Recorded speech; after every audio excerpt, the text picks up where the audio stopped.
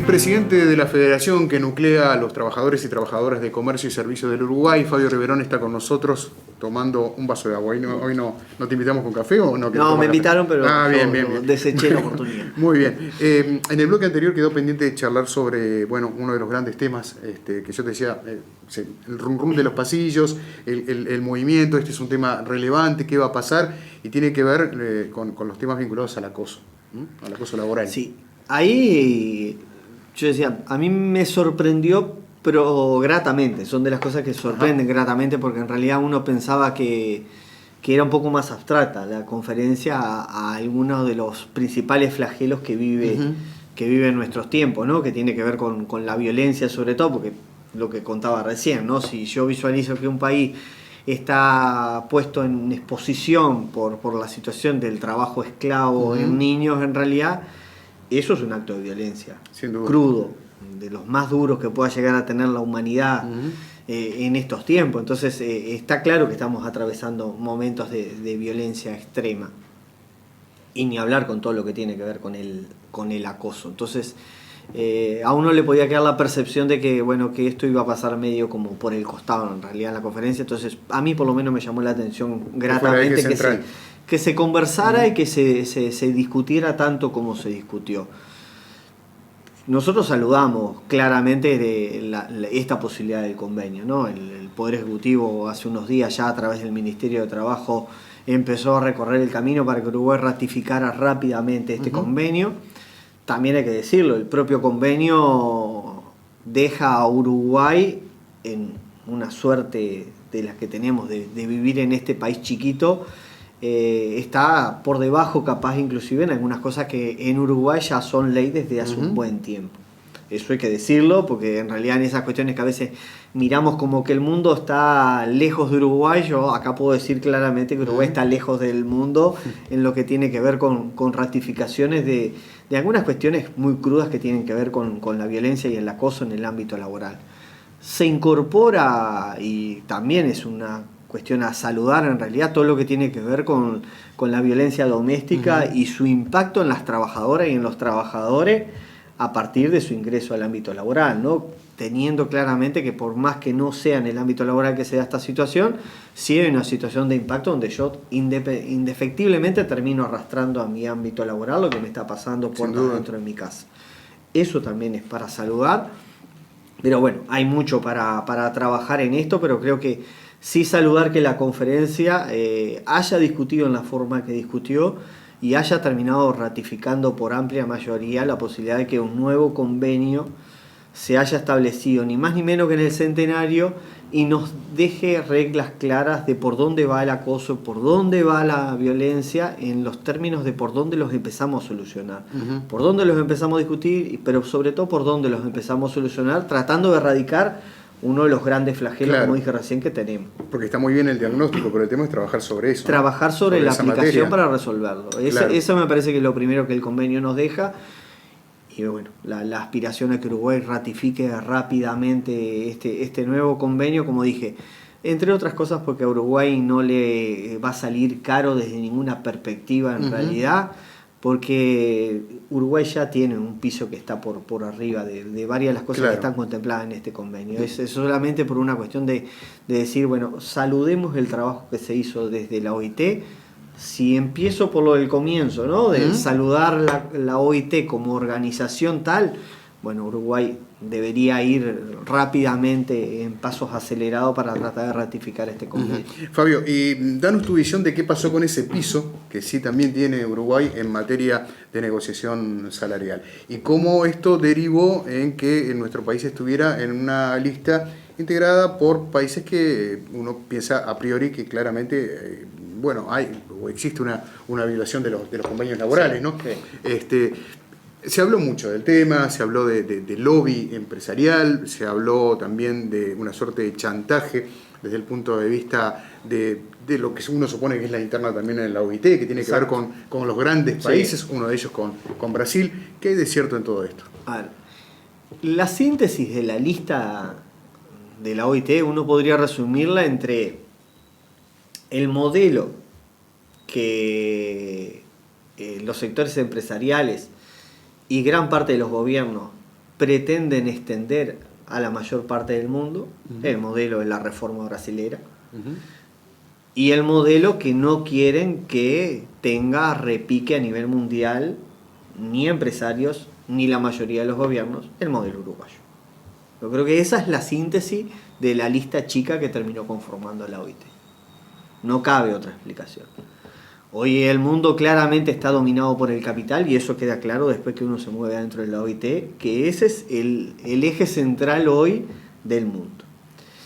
Y nadie pretende que ese capital se vea afectado por unos u otros sectores, en realidad. Todos están dispuestos a mantener esa situación de equilibrio.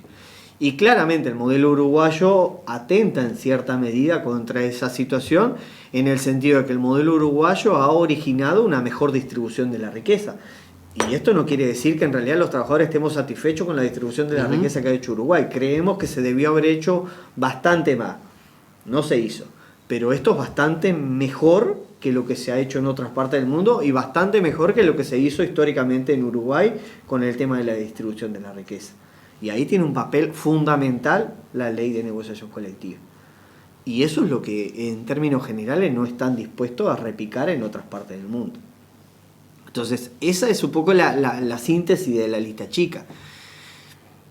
¿Qué me lleva a hacer ese análisis? Podrían automáticamente plantearme vos como pregunta. Y yo te digo, que en realidad Uruguay aparezca en una lista donde está Yemen, un lugar donde hay 1,5 millones de niños al borde de la muerte por falta de alimentos, por falta de agua, por falta de medicina, me deja clara la situación de que en realidad son dos caras de una moneda extremadamente extraña.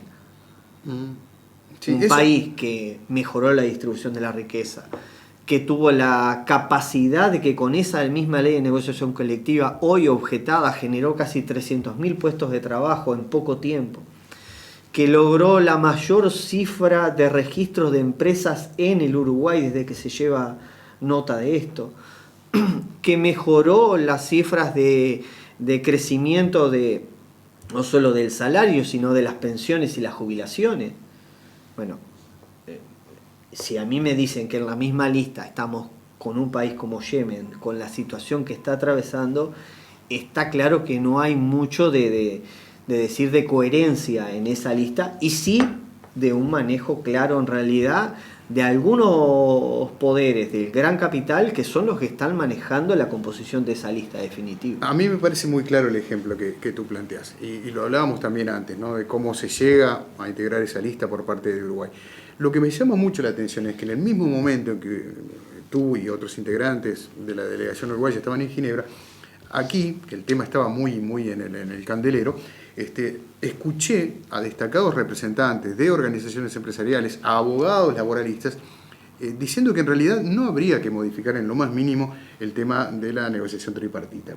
Por eso es llamativo que jugó aparte, digamos, en Ginebra, para que Uruguay, en definitiva, estuviera integrando esa lista. No sé si es clara la Es consulta. clara la pregunta, por eso te decía, para mí lo que jugó en realidad es que... Una suerte de escarmiento, una suerte de que aquellos países que en algún momento pretendan copiar el modelo uruguayo de negociación colectiva sepan que van a estar sentados en el banquillo de los acusados.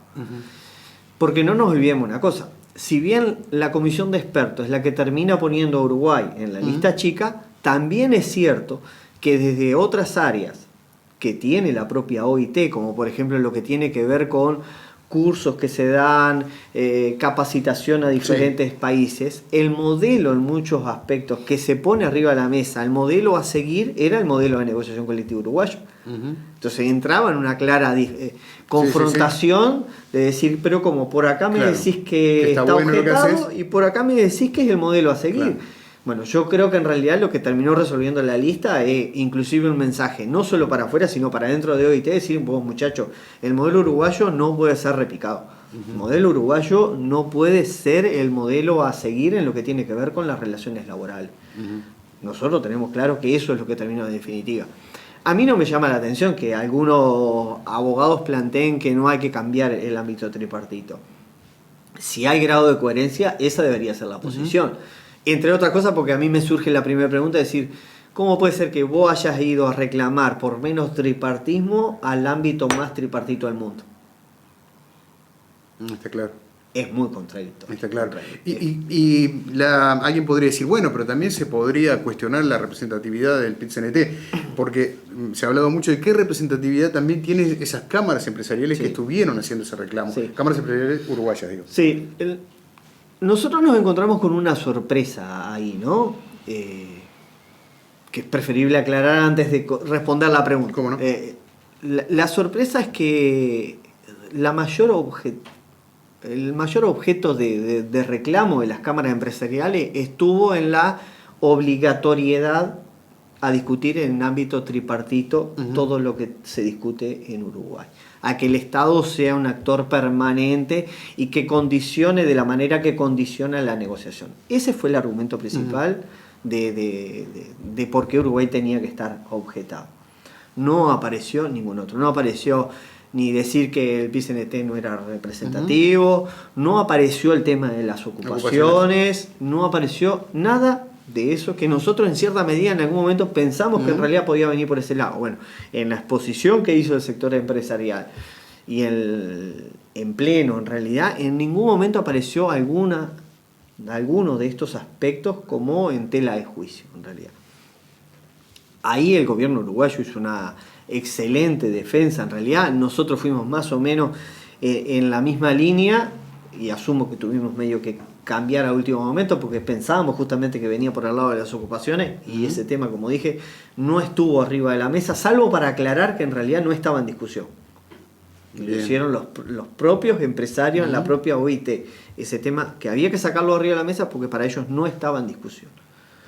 Entonces lo que quedaba era lo del tripartismo. Y lo del tripartismo en Uruguay, si bien es cierto que la ley obliga en ese sentido a sentarse a la discusión tripartita, también es cierto que a nadie se le quita la posibilidad de ir a la discusión bipartita. Y sin embargo, desde que estaba en Uruguay establecido, todos los actores, todos los empresariales y los sindicales, hemos encontrado como el ámbito de mayor garantía para las partes el ámbito tripartito. Es curioso porque acaba de culminar la mayor ronda de negociación salarial en la historia de este país, donde el Estado tuvo escasa intervención, digamos, ha sido casi residual en la cantidad de convenios celebrados, que no los tengo en la memoria ahora, pero que fueron muchísimos.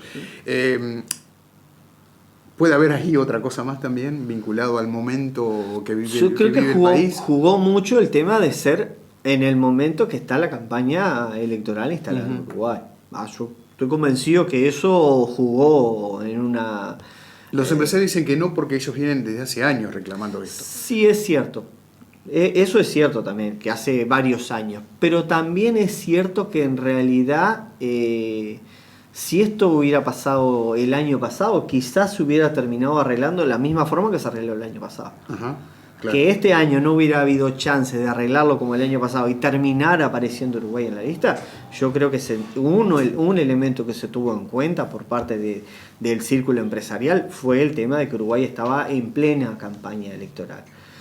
Porque hay otros argumentos que claramente harían desaparecer esa situación. Sino uno es el que vos manejás. Salimos de una séptima ronda con una situación de acuerdo altísima, en muchos grupos arreglándose inclusive convenios salariales lejos de los lineamientos que el propio Poder Ejecutivo había puesto. Por lo tanto, es cierto que yo al Poder Ejecutivo lo tuve sentado al lado mío, pero también es cierto que a la hora de la redacción me puse de acuerdo contigo y dejé de lado los lineamientos que el Poder Ejecutivo me había dado. Entonces, si fuera un actor que claramente funciona como posición predominante en la negociación, vos y yo no hubiéramos tenido chance de acordar olvidándonos de este actor. Claro, también el sector empresarial podría haber dicho, esto es una hipótesis un poco descabellada si querés, pero bueno, nosotros no marcamos acuerdo para que quede claro que el Estado es quien debe intervenir. Exacto. Esa podría haber sido una posibilidad. Esa y no fue. podría haber sido una posibilidad y no pasó. Entonces, y también es cierto que en Uruguay cada vez más empresas, una vez salidos del convenio colectivo del sector, terminan acordando con las organizaciones sindicales convenios bipartitos. Claro. Entonces, quiere decir que en realidad un escenario no está matando al otro, no está obviando al otro. Entiendo. Por el contrario, en realidad, se están reforzando uno al otro. Bien, ¿y cómo queda entonces parado Uruguay? O sea, no te hablo ni de vencedores ni vencidos, para no utilizarlo en términos de que alguien salió ganando y otro perdió. Simplemente, ¿cómo queda parado Uruguay a partir de todo esto? Uruguay, en términos generales, quedó bien parado en lo argumental adelante de la conferencia. ¿Por qué planteo yo esto? Y no por una cuestión de vencidos ni vencedores, como bien decía tú, porque me parece que ese es el peor escenario para analizar cuando a mí me queda claro en realidad que la primera cosa que la OIT nos pone arriba de la mesa es que tenemos que seguir conversando en el formato tripartito para encontrar la mejor solución a este diferendo que hay arriba de la mesa. Entonces, si yo parto de la base de vencidos o vencedores, seguramente se me dificulte un poco más el arranque de esa conversación. ¿Por qué planteo lo que planteo de que salió reforzado Uruguay? Porque primero encuentro todos los estados que pidieron la palabra e hicieron exposición en la conferencia, todos hablaron a favor del modelo uruguayo. Es cierto, por ahí uno puede decir, bueno, capaz que los que no hablaron están en contra. Está bien, pero no hablaron. Y a nadie se le prohíbe la palabra, por lo tanto, todos tenían el derecho, la posibilidad de hacer exposición. Y no hicieron. Los que hicieron optaron por ir a favor de la forma en la que Uruguay está teniendo su negociación colectiva. Hubo una posición cerrada y unánime de todos los movimientos sindicales del mundo a favor del modelo uruguayo. El único punto en contra es que todos los empresarios que sí hablaron en contra del modelo. Eso también hay que decirlo. Pero claramente, si uno visualiza, en realidad encuentra una situación de 2-1. Hay dos bloques claramente definidos a favor del modelo uruguayo y uno que quedó planteando que hay determinadas dudas en cómo se da el modelo. Entonces, desde esa perspectiva, Uruguay sale fortalecido. Nos queda el deber, que para nosotros casi que no es deber, porque habernos mandado a Uruguay a seguir hablando en formato tripartito para ver cómo resolvemos nuestros problemas, para nosotros, para los uruguayos, es darle continuidad a lo que se viene. Es lo que hemos venido haciendo históricamente, por lo menos desde el 2005 para acá. Pero el diálogo social en Uruguay es una cosa que la tenemos todos incorporados, yo diría a esta altura, en nuestro ADN. ¿Te parece comenzar el último bloque hablando del tema del diálogo social? Ya venimos, estamos con Fabio Riverón, presidente de la FUESIS.